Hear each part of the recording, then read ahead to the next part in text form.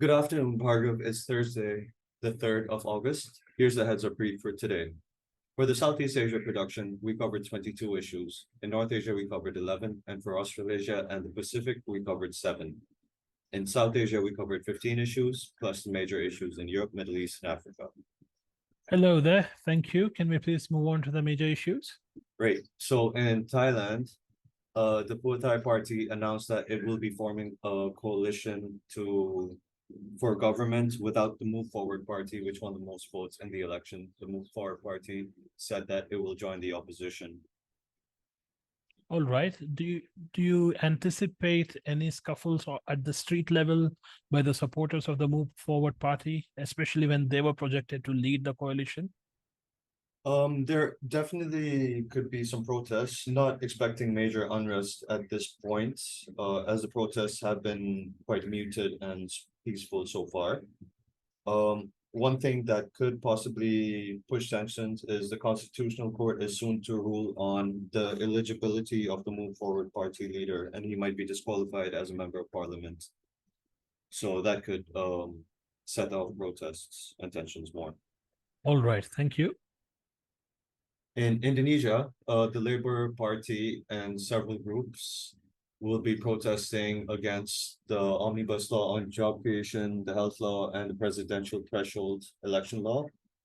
On the 10th of August, the Labour Party will be holding a march from Bandung to Jakarta, which will start today. All right. Thank you.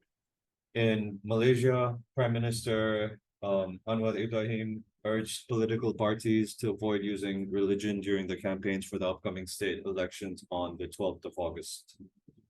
That's interesting. Thank you.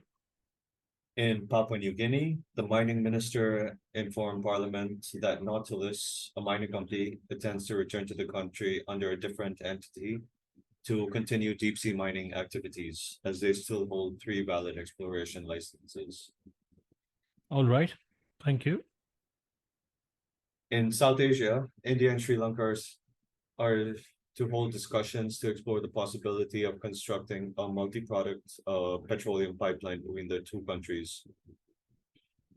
That's interesting. The two countries have had a tumultuous relationship in the last 2 or 3 decades. The new pipeline, which is being proposed, along with another bridge, land bridge connecting the two countries, of course, that was still in a nascent stage, will be a major boost to both economy as well as tourism. Sri Lanka is dependent on tourism to some extent, especially from India. That will be important for their recovering economy. But at the same time, the two countries should also focus on long-term relationship other than just the economic connections. And to some degree, at the political level, Sri Lanka always has seen India as a dominating partner rather than an equal partner. That's something what Delhi needs to address because it has a very difficult relationship with its neighbors, except maybe Bangladesh and to some extent Sri Lanka. Right. Yeah, this is interesting. Also in India, regarding the recent violence in Nuh district and parts of Gurgaon, the Haryana state government has extended the ban on internet and messaging services in parts of the state to prevent violence from spreading. Yes, such tensions and violence are a major concern, especially in places like Haryana and Uttar Pradesh, Western Uttar Pradesh, where the religious tensions are always on the brink of an outbreak. And in this particular case, it is important to note the area where the violence has taken place is fairly rural, about a couple of 100 kilometers from the national capital region to the south.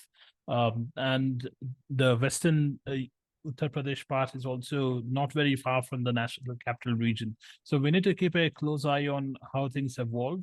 Any impact on major highways connecting the national capital region will be of concern for businesses.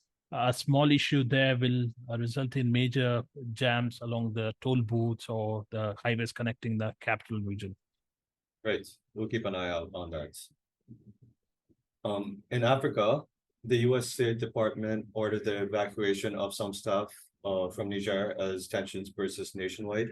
The World Bank suspended its disbursements to the government, And Nigeria cut off electricity supply to Niger in light of the sanctions imposed by the Economic Community of West African States. Yes, so that we need to uh, advise our team to focus on this very closely. Some of our clients need to be updated on how things evolve, especially in terms of travel disruptions to Niger and the non-urban projects which are undergoing in the country. So the sanctions are likely to hit the country very hard. Of course, there is a bloc forming which is largely anti-West and anti-EU, mainly anti-France. So we need to keep a close eye on this. Right, we will do. And regarding the Russia-Ukrainian conflict, a Kremlin spokesperson said that authorities are providing weapons to territorial defense units in the Belgorod region along the Ukraine border. This region has been seen attacks from Ukrainian insurgents and partisans. All right. Thank you. Nothing further from my end.